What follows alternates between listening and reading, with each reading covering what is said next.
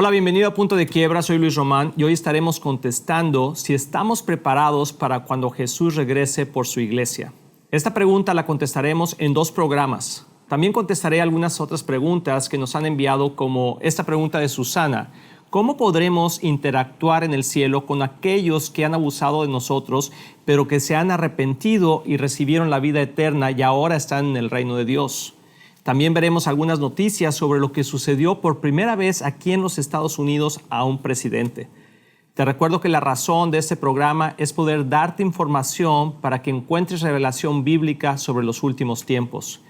Quiero animarte con las buenas noticias que Jesús viene pronto y aprovechar los tiempos en que estamos viviendo para compartir estas buenas noticias a un mundo que desesperadamente necesita saber que Jesús está vivo y que en Él hay esperanza.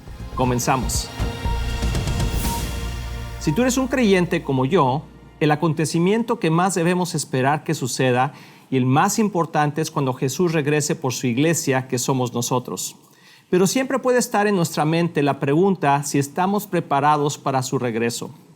¿Cómo podemos saber que estamos preparados para el regreso de Jesús? ¿Cómo podemos saber que estamos preparados para el rapto y que no nos quedaremos atrás? ¿Cómo podemos estar seguros de encontrarnos con Jesús cuando Él vuelva? ¿Cómo podemos preparar a nuestros hijos y seres queridos para que conozcan a Jesús? Con las señales del fin que estamos viendo a nuestro alrededor, el regreso de Jesús es inminente. Nunca ha habido un momento más importante en la historia para que los creyentes estén preparados para encontrarse con Jesús cuando regrese. Gracias a Dios, hay un capítulo entero en el libro de Mateo donde Jesús nos dice exactamente cómo prepararnos para encontrarnos con Él. En el capítulo 24 de Mateo, sus discípulos le preguntan a Jesús: ¿cuándo vendrá el fin de los tiempos y cuáles serán las señales del fin? Durante la mayor parte de Mateo 24, Jesús habla de las señales que marcarán el fin de los tiempos. En este capítulo nos da a conocer las señales y también cómo estar preparados para cuando Él venga. Aquí es donde Él comienza a hacer la transición de las señales del fin de los tiempos y la preparación para su regreso.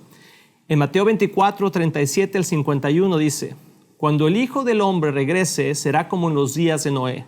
En esos días, antes del diluvio, la gente disfrutará de banquetes, fiestas, casamiento, hasta el momento en que Noé entró en su barco.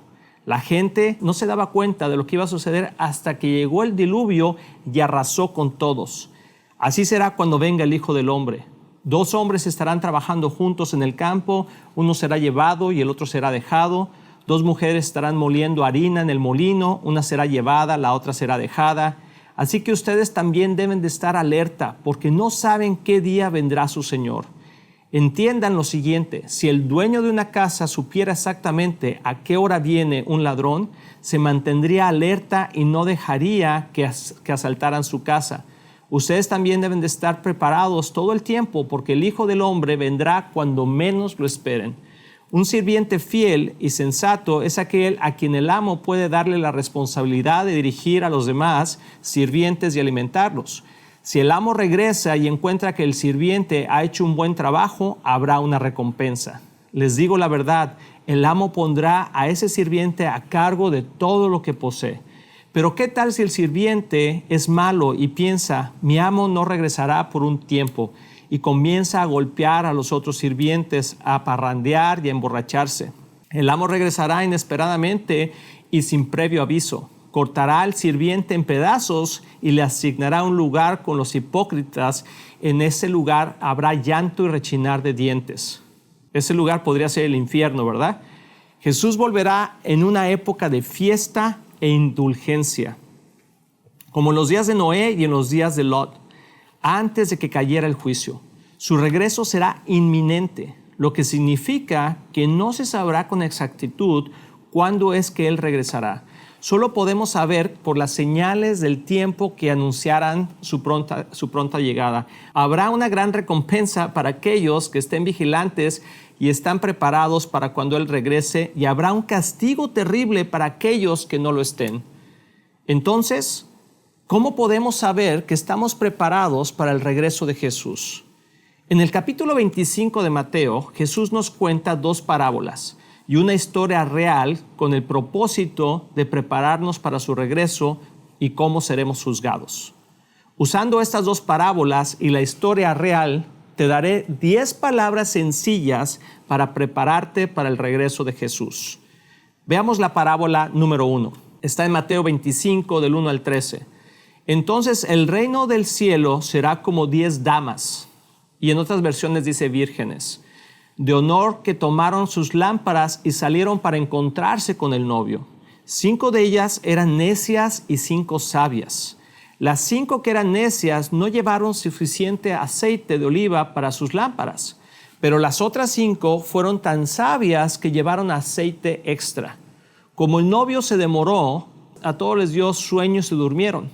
A la medianoche se despertaron ante el grito de «Miren, ya viene el novio, salgan a recibirlo». Todas las damas de honor se levantaron y prepararon sus lámparas. Entonces las 5 necias les pidieron a las otras, «Por favor, denos un poco de aceite, porque nuestras lámparas se están apagando». Sin embargo, las sabias contestaron, «No tenemos suficiente para todas. Vayan a una tienda y compren un poco para ustedes». Pero durante el lapso en que fueron a comprar aceite, llegó el novio. Entonces las que estaban listas entraron con él a la fiesta de bodas y se cerró la puerta con llave. Más tarde, cuando regresaron las otras 5 damas de honor, se quedaron afuera y llamaron, «Señor, Señor, ábrenos la puerta». Él le respondió, «Créanme, no las conozco, así que ustedes también deben de estar alertas porque no saben el día ni la hora de mi regreso». Esto es muy claro. ¿Estamos esperando su regreso llenos del Espíritu de Dios o nos hemos quedado dormidos y hemos sido necios al no prepararnos? Veamos las primeras 3 palabras. Conoce a Jesús. Jesús contó esta parábola primero porque es lo más importante que hacemos para prepararnos para su regreso. Debemos de tener una relación personal con Jesús. No queremos escuchar, no te conozco. Imagínate eso. Esta es una profecía preocupante, ya que según Jesús y sus porcentajes que nos da, la mitad de la iglesia será falsa cuando Él regrese. Entonces, ¿cómo podemos saber que formamos parte de la mitad de la iglesia que conoce a Jesús y que está preparada para su regreso? Bueno, hay 7 señales que nos ayudan a ver si somos verdaderamente creyentes en Jesús. Número 1, ¿has confesado con tu boca que Jesús es el Señor de tu vida? Número 2, ¿crees que Jesús es el único camino a la salvación? Leamos Romanos 10, 9 al 10. Si declaras abiertamente que Jesús es el Señor y crees en tu corazón que Dios lo levantó de los muertos, serás salvo. Pues es por creer en tu corazón que eres hecho justo a los ojos de Dios y es por declarar abiertamente tu fe que eres salvo.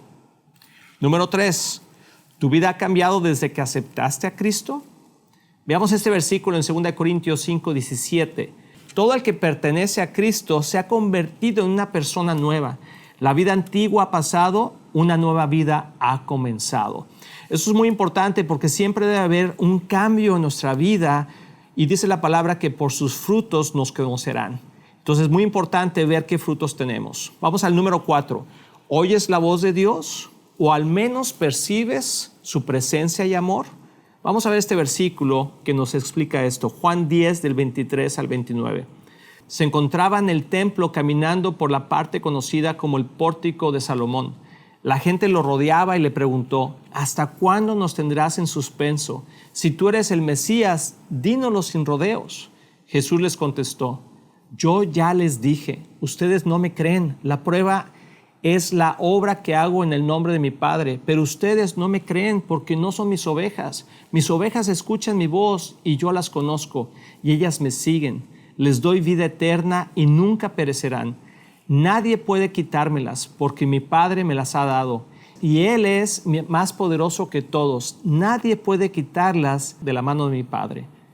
Increíble. Yo me acuerdo cuando yo conocí a Jesús y a la edad más o menos de 15 años, encontré a Cristo a través de unos amigos. Y yo estaba en una situación complicada en mi propia vida, como jovencito, sin rumbo.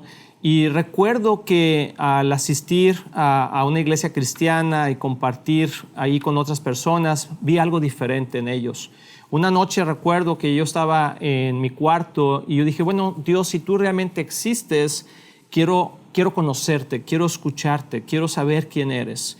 Y algo sucedió porque esa noche le entregué mi vida a Cristo y recuerdo que empecé a pensar cosas diferentes a las que pensaba. Me empezaron a llegar pensamientos y empecé a entender algo que quizá nunca había entendido. Y me di cuenta que era Dios mismo hablándome. La gente muchas veces ha preguntado, ¿y cómo se escucha la voz de Dios? Bueno, una vez escuché, y es muy cierto, que la voz de Dios se escucha como la nuestra, pero más inteligente.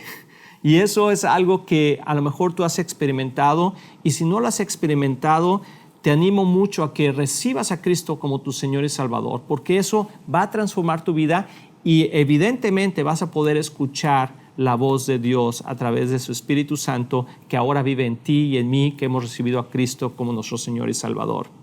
Vamos al número 5. ¿Crees que eres salvo por gracia o por las obras o por ser una buena persona? Es un punto muy importante. En una encuesta de la empresa Barna aquí en los Estados Unidos, un poco más de la mitad de los cristianos que fueron encuestados dijeron que creen que alguien puede alcanzar la salvación siendo o haciendo lo bueno. Qué interesante, ¿verdad? Esa cifra incluye el 46% de los pentecostales, el 44% de los protestantes y el 41% de los evangélicos. Y también el 70% de los católicos. ¿Recuerdas cuando estábamos hablando hace un momento de lo que Jesús dijo? Que los porcentajes que Él comentó son 50 y 50. La mitad de la iglesia estará lista, la otra mitad de la iglesia no estará lista. Esos porcentajes son muy parecidos a los que Jesús dijo, ¿verdad? Ahora vamos a leer Efesios 2 del 4 al 9. Dice, pero Dios es tan rico en misericordia y nos amó tanto que a pesar de que estábamos muertos por causa de nuestros pecados, nos dio vida cuando levantó a Cristo de los muertos. Es solo por gracia de Dios que ustedes han sido salvados, es Pablo hablando, ¿verdad? Pues nos levantó de los muertos junto con Cristo y nos sentó con Él en lugares celestiales, porque estamos unidos a Cristo Jesús. De modo que en los tiempos futuros, Dios puede ponernos como ejemplos de las increíbles riquezas de la gracia y la bondad que nos tuvo, como se ve en todo lo que ha hecho por nosotros, que estamos unidos a Cristo Jesús. Dios los salvó por su gracia cuando creyeron. Ustedes no tienen ningún mérito en eso. Es un regalo de Dios. La salvación no es un premio por las cosas buenas que hayamos hecho. Así que ninguno de nosotros puede jactarse de ser salvo. En la parábola del joven rico, él trata de probar que ha hecho todo para poder ganarse la salvación. Sin embargo, Jesús le demuestra que no hay nadie suficientemente bueno para salvarse a sí mismo. Y es por eso que le dice, vende todo y dáselo a los pobres y sígueme. Siempre habrá algo que nos puede hacer tropezar. Necesitamos recibir la salvación por gracia. Quiero hacer una pausa aquí porque esta parábola del joven rico es muy importante porque mucha gente piensa que debe dejar todas sus riquezas para seguir a Jesús, sino más bien Jesús le estaba diciendo al joven rico que no podía ganarse la salvación por sus buenas obras. Y cuando él dijo, el joven rico, no, sí puedo, porque si tú lees la parábola, él explica cómo él ha hecho todo para ganarse el favor de Dios. Jesús le dice y le pone una prueba grande en su corazón. Todos tenemos un problema en nuestro corazón y por eso necesitamos la gracia de Dios para ser salvos. Entonces piensa tú en las cosas que tú tienes en tu corazón, que aunque pensamos que somos buenos para agradar a Dios, siempre habrá algo que nos va a hacer tropezar y por eso necesitamos la gracia de Dios. Amén. Vamos al número 6. ¿Recibes la palabra de Dios? Esa es otra cosa importante. Si recibimos la palabra de Dios en nuestros corazones, creyendo que es la palabra absoluta. Juan 8, 31 al 38 dice, Jesús le dijo a la gente que creyó en él, ustedes son verdaderamente mis discípulos si se mantienen fieles a mis enseñanzas y conocerán la verdad y la verdad los hará libres. Nosotros somos descendientes de Abraham, le respondieron. Nunca hemos sido esclavos de nadie. ¿Qué quieres decir con los haré libres? Déjame hacer una pausa ahí también, porque es interesante cómo están contestando a Jesús y dicen, nunca hemos sido esclavos, cuando fueron esclavos 400 años de los egipcios y luego fueron esclavos por 70 años por los babilonios. Entonces, no tiene sentido, ¿verdad? Pero ellos estaban tratando de defenderse y muchas veces así actuamos nosotros cuando Jesús nos habla y nos toca las fibras más sensibles de nuestro corazón. Y veamos que Jesús les contestó. Les digo la verdad. Todo el que comete pecado es esclavo del pecado. Un esclavo no es un miembro permanente de la familia, pero un hijo sí forma parte de la familia para siempre. Así que, si el Hijo los hace libres, ustedes son verdaderamente libres. Claro que me doy cuenta de que son descendientes de Abraham. Aún así, algunos de ustedes procuran matarme porque no tienen lugar para mi mensaje en su corazón. Yo les cuento lo que vi cuando estaba con mi padre, pero ustedes siguen el consejo de su padre. Y estaba hablando aquí del consejo de su padre, el diablo. La palabra es clara y nos dice que si nosotros no creemos en Jesús y no ponemos nuestra confianza en Él y no entendemos que la salvación es por gracia, realmente estamos siguiendo otra doctrina que es una doctrina del diablo, ¿verdad? Eso es lo que está diciendo aquí Jesús en este mensaje. En otra encuesta de la empresa Barna, dice que además del punto de vista de la salvación eterna, que se puede ganar de acuerdo a la encuesta que se hizo, los resultados de la encuesta muestran que el 58% de los estadounidenses creen que no existe una verdad moral absoluta. Imagínate eso. Y que la base de la verdad son factores o fuentes distintas a las de Dios. El 77% dijo que el bien y el mal están determinados por factores distintos a la Biblia. El 59% dijo que la Biblia no es palabra autorizada y verdadera de Dios. Y el 69% dijo que las personas son básicamente buenas. Como podemos ver, hay un mensaje allá afuera que no es bíblico y que está tratando de robar nuestro pensamiento y a nuestros hijos y las generaciones que vienen, alejándolos de la palabra de Dios, cuando la palabra de Dios dice que es fiel y verdadera. Debemos recordar que la palabra de Dios es la norma de la verdad y nos santifica.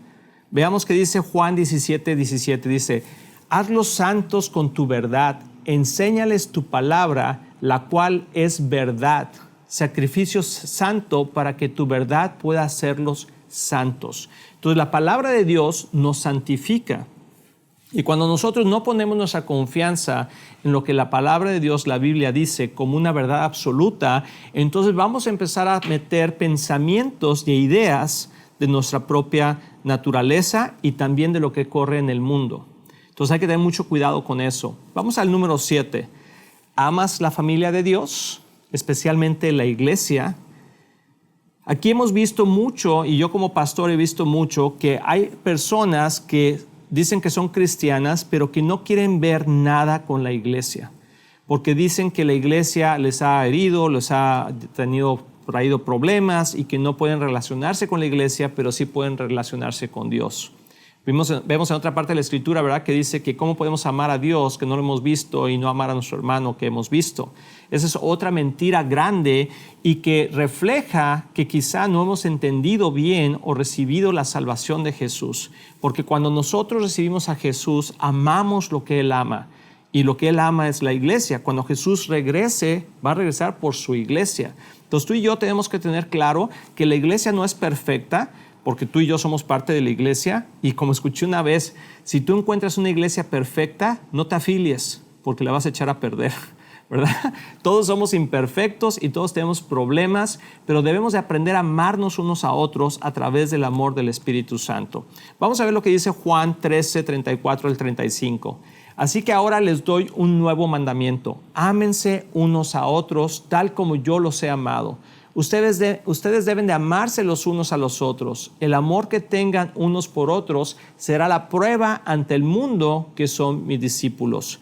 Yo te animo mucho que si tú eres un creyente y has puesto tu confianza en Jesús y tienes un problema con alguien en tu iglesia, arréglalo.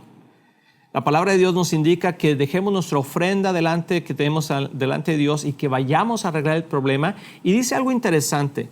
Dice, si alguien tiene una ofensa contra ti, ve y arréglala. Porque muchas veces tú dices, yo no tengo ninguna ofensa con nadie, pero quizá alguien tiene una ofensa contra ti. Y si es así, es nuestra responsabilidad como creyentes de ir y arreglar ese problema. Entonces te animo mucho que tengas una buena relación con gente dentro de tu iglesia o con gente en otras iglesias que a lo mejor has pertenecido. Entonces es otra parte que demuestra que en verdad eres un creyente. Vamos a 1 Juan 4, 20, 21. Dice, si alguien dice, amo a Dios, pero odia a otro creyente, esa persona es mentirosa. Pues si no amamos a quien podemos ver, ¿cómo podemos amar a Dios a quien no podemos ver? Y Él nos ha dado el siguiente mandamiento. Los que aman a Dios deben amar también a sus hermanos creyentes. Y eso es lo que estaba explicando hace rato. Tenemos que aprender a amarnos unos a otros. El amor es un compromiso, es una decisión. Y la palabra también dice que nos toleremos unos a otros porque nadie somos perfectos, nadie somos monedita de oro para caerle bien a todos. Y te voy a decir, tú y yo tampoco somos monedita de oro para caerle bien a otros. Así que ahora que ya hemos visto estas preguntas, nos pueden dar una clara respuesta de en dónde nos encontramos, dónde está nuestro corazón. Entonces te pregunto, ¿conoces a Jesús? Después de haber visto todo esto, quizá puedes decir, a lo mejor no lo conozco realmente. Y te quiero invitar a que hagamos una oración. Ora juntamente conmigo ahí sencillamente, Padre que estás en los cielos, te damos toda la gloria, toda la honra a ti y reconozco que necesito tu gracia. Me arrepiento de mis pecados y recibo el regalo de la salvación y la vida eterna. Quiero estar listo para cuando tú regreses. Transforma mi corazón en el nombre de Jesús. Amén. Aquí vamos a hacer una pausa en este programa y vamos a continuar con todo este tema porque es un tema extenso en el siguiente programa, así que no te lo quieres perder. Ahora iremos a la sección de miembros. Recuerda que tú puedes ser un miembro al suscribirte a puntodequiebra.com por $7 mensuales o $77 al año y puedes cancelar cuando tú quieras. En esta sección tienes acceso a artículos durante la semana en español y en inglés que son muy interesantes, noticias relevantes conforme a los últimos tiempos y nuestra sección de preguntas y respuestas. Por el momento, esta sección de preguntas y respuestas y de noticias está abierta en español al público en general por un tiempo definido. Así que gracias por ver este programa, compártelo ya que Jesús viene pronto. Hasta la próxima. Bienvenidos a la sección de miembros de Punto de Quiebra. Gracias por suscribirte. Veamos esta noticia. En toda la historia de los Estados Unidos jamás se había llevado a cabo una orden de registro por el FBI a un presidente. El 8 de agosto pasado fue ordenada una orden de registro para inspeccionar la casa del presidente Donald Trump en Mar-a-Lago, en Florida. Este registro se hizo con la intención de recuperar información confidencial que el presidente se llevó cuando terminó su periodo. Pero por ley es permitido llevar cierta cantidad específica de información que están buscando, no lo sabemos, pero lo vamos a saber. Esto abre una nueva era de ataques políticos dentro de los Estados Unidos. Nunca se ha hecho algo así en este país. Pero como hemos visto, los Estados Unidos están en un punto muy cerca al colapso. Y Jesús lo dijo en Mateo 12:25. Todo reino dividido por una guerra civil está condenado al fracaso. Eso es exactamente lo que está pasando y debemos estar pendientes en dónde y cómo va a pasar esto, ya que todo apunta a un colapso de transformación nacional. Aún no se sabe qué encontrarán en esos documentos, pero una cosa es segura, tratarán de encontrar evidencia suficiente para enjuiciar al presidente Donald Trump. El punto aquí es que la división que estamos viendo en este país es sin precedente y todo apunta a la profecía bíblica de los últimos tiempos. Cualquiera que sea tu posición política, esto debe de alertarnos que algo está sucediendo más allá de lo que se llamaba una lucha de poderes políticos de partidos normales. Como el dicho dice, en el amor y la guerra todo se vale. Te dejo esa noticia para que saques tú tus propias conclusiones. Ahora vayamos a la sección de preguntas. Susana pregunta, ¿cómo podemos interactuar en el cielo con aquellos que han abusado de nosotros, pero que se arrepintieron y recibieron vida eterna y ahora están en el reino de Dios? Si podremos conocer a nuestras familias y amigos en la eternidad, ¿qué pasará cuando veamos a estas personas que abusaron de nosotros? Susana, esta es una excelente pregunta. Todos tenemos personas con las que hemos tenido algún conflicto.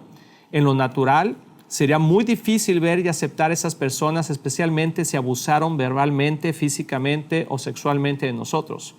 Pero recordemos al apóstol Pablo, que era una persona que asesinó cristianos y los encarceló antes de convertirse a Cristo y que ahora está en el cielo con esas personas.